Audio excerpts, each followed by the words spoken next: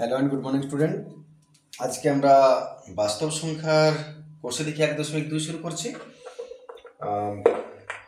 1.2-এর প্রথম যে প্রশ্নগুলো দেখো তুমি, সত্য মিথ্যা, ট্রু ফলস, টাকলু ফকলু। তাতে প্রথম প্রশ্ন বলছে, আমি প্রথমেরটা আসি। বলছে দুটি মূলদ সংখ্যার সমষ্টি সর্বদা মূলদ সংখ্যা হবে। ব্যাপারটাকে ঠিক করে না, মূলদ সংখ্যা কাকে বলে? সাধারণভাবে যে সংখ্যাগুলো পি বাই কিউ আকারে প্রকাশ করা হয়, যেটাকে আমরা সাধারণ বলি মূলদ সংখ্যা হচ্ছে যেমন 2, 3, 5, 100, 5/7, 10/20, বা রুটের যেগুলো ভাঙা যায়, যেমন √4, √16, √16কে √4কে ভাঙা যায় 2 হবে, √16 হলো 4 4 16, দুটো বেরোলে একটা হয় 4। তাহলে যেগুলোকে ভাঙা যায় এগুলো হচ্ছে সাধারণভাবে মূলদ সংখ্যা। ঠিক আছে, আমি যদি বেশি ঝামেলার মধ্যে না যাই। আর অমূলদ সংখ্যা হচ্ছে যেগুলো তুমি রুট থাকলেও ভাঙতে পারবে না, যেমন মনে করো √3, যেমন মনে করো √5। ঠিক আছে না? বা এমন সংখ্যা যেগুলো অসীমভাবে আছে।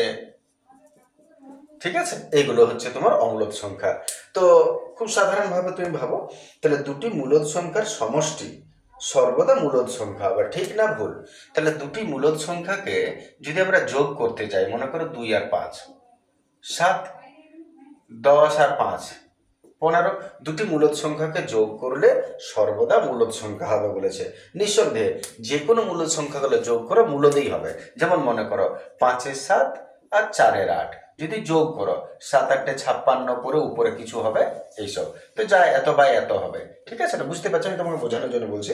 তাহলে স্বাভাবিক মূলদ সংখ্যা হবে। তার মানে হিসাব অনুযায়ী 1 নম্বরে যেটা বলছে সেটা সত্য হবে, টাকলু। 2 নম্বর ভাষাটা বলছে দুটি অমূলদ সংখ্যার সমষ্টি সর্বদা অমূলদ সংখ্যা হবে। অমূলদ সংখ্যার সমষ্টি অমূলদ সংখ্যাই হবে। হ্যাঁ নিশ্চয়ই, দুটো অমূলদ সংখ্যা যদি যোগ করো তাহলে অমূলদ সংখ্যায় পাবে, যাদেরকে তুমি গুণ ভাগ কিছু করতে পারবে না। যেমন √3 আর √5 যদি যোগ করো, যোগ হবে কি? যোগ হবে না, অমূলদ সংখ্যা হবে। এবার এর যদি বর্গমূল তুলো, মনে করো তোমার হয়তো 2.3758 চলতে থাকবে, আর এটাও একটা তুমি তুললে 3.578, এদেরকে যে যোগ করবে সেটা হচ্ছে চলতেই থাকবে। তার মানে দুটো অমূলদ সংখ্যা তুমি যদি যোগ করো তো অমূলদেই থাকবে, কখনো মূলদ হবে নাই। দুটো অমূলদ সংখ্যার সমষ্টি সর্বদা অমূলদ সংখ্যা হবে, তাই এটাও টাকলু। 3 নম্বর দেখো, দুটি মূলদ সংখ্যার গুণফল সর্বদা মূলদ সংখ্যা হবে। দুটো মূলদ সংখ্যার গুণফল যদি করো মূলদেই হবে। কেন? যেমন মনে করো দুটি অমূলদ সংখ্যা, দুটি মূলদ সংখ্যার গুণফল 2 আর 5 গুণ করো 10, মূলদেই হবে। 3 এর 5, 4 এর 8 গুণ করো, 3 4 12, 5 8 40, কাটাকাটি করলেও সেই মূলদেই থাকছে। দুটি মূলদ সংখ্যা √4 আর √4 গুণ করলেও √16 ভেঙে বেরিয়ে যাবে 4। তাহলে যারা মূলদ তাদের গুণ করলে মূলদ সংখ্যায় পাওয়া যাবে, তার মানে এটাও ট্রু হবে। ঠিক আছে। 4 নম্বর, দুটি অমূলদ সংখ্যার গুণফল সর্বদা মূলদ সংখ্যা হবে। এই যে কথাটা বলেছে দুটো অমূলদ সংখ্যার গুণফল সর্বদা মূলদ সংখ্যা হবে, এটা হবে না। কেন? দুটো অমূলদ সংখ্যাকে তুমি যখন গুণ করবে সর্বদা মূলদ সংখ্যা হবে, এটা নাও হতে পারে।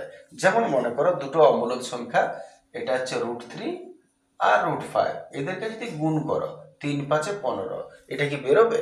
বেরোবে না। যার জন্য দুটি অমূলদ সংখ্যার গুণফল মূলদ হবে এটা নয়। হ্যাঁ, কোনো কোনো সময় কোনো কোনো ক্ষেত্রে হতে পারে, কিন্তু কোনো কোনো ক্ষেত্রে নাও হতে পারে, যার জন্য এটাও ফলস হবে। প্রতিটি মূলদ সংখ্যায় বাস্তব সংখ্যা। হ্যাঁ নিশ্চয়, মূলদ সংখ্যা মাত্র বাস্তব সংখ্যা। বাস্তব সংখ্যা কোনগুলো? যেগুলো বাস্তব অস্তিত্ব আছে, 2 4 6 10 12 15, এগুলো সব মূলদ সংখ্যার মধ্যে পড়ে এবং এগুলো সবগুলোই বাস্তব সংখ্যা। ঠিক আছে, যার জন্যে এটা আমাদের সত্য হবে, মূলদ সংখ্যা বাস্তব সংখ্যাই বটে। তাহলে 5এরটাও সত্য। আর 6টা বলেছে প্রতিটি বাস্তব সংখ্যায় অমূলদ সংখ্যা। না, বাস্তব সংখ্যায় অমূলদ সংখ্যা নয়, হতেই পারে না। কারণ অমূলদ সংখ্যা মানে কোনগুলো? যেগুলোকে তুমি সম্পূর্ণ গোটা সংখ্যা করতে পারবে না, ভাঙাই থাকবে। আমি সহজভাবে যদি বোঝাই, সব এগুলো তুমি বাস্তব এইভাবে আনতে পারবে না, 2, 4, 6 গোটা সংখ্যা তুমি আনতে পারবে না, সেগুলো হচ্ছে অমূলদ সংখ্যা। তাহলে অমূলদ সংখ্যা মানে বাস্তব সংখ্যা কি? বাস্তব সংখ্যাতে এগুলো সব সংখ্যাই বাস্তব সংখ্যা। এই জন্য অমূলদ সংখ্যা মানে বাস্তব হবে, এটা হতে পারে না, এটা এফর ফর্মুলা হবে। ঠিক আছে, এটা একটু সংক্ষেপে বুঝে বার করলাম আমরা। আসল আর একটা প্রশ্ন, 2-এর প্রশ্ন আসছে, একটু অমূলদ সংখ্যা বলতে কি বুঝো বুঝে নি একটুটা।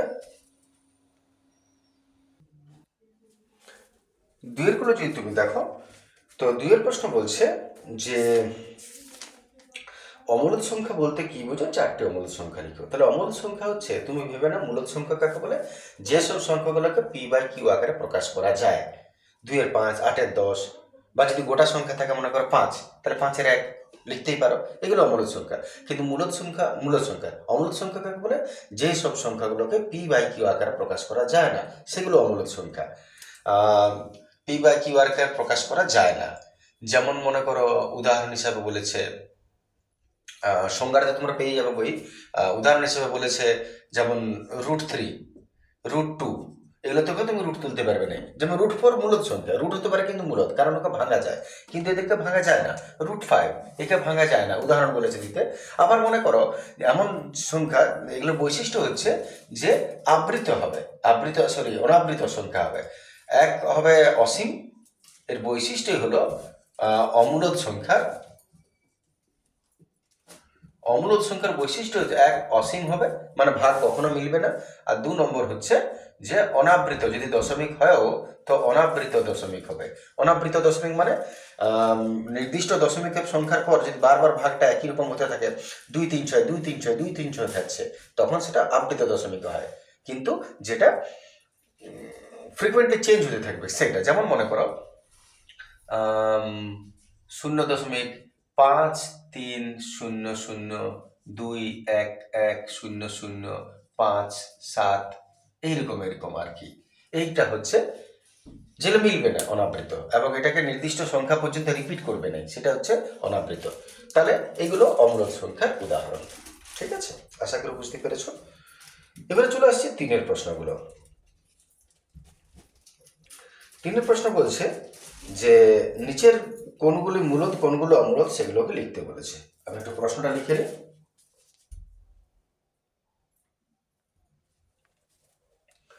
চলে আসছে আমরা 3-এর প্রশ্নগুলো। 3-এর প্রশ্নগুলো বলেছে নিচের সংখ্যাগুলোর মধ্যে কোনটি মূলদ সংখ্যা, কোনটি অমূলদ সংখ্যা। তাহলে যেগুলোকে তুমি কমপ্লিটলি ভাঙতে পারবে সেটা মূলদ, যেটা পারবে না সেটা অমূলদ।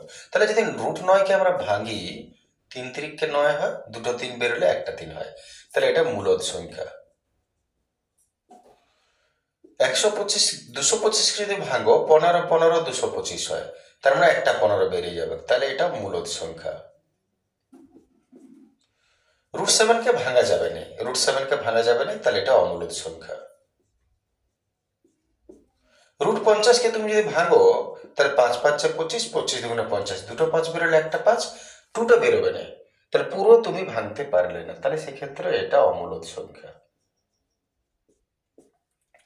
√100কে যদি ভাঙো, 10 10 100 হয়, দুটো 10 একটা 10, এটা হবে মূলদ সংখ্যা।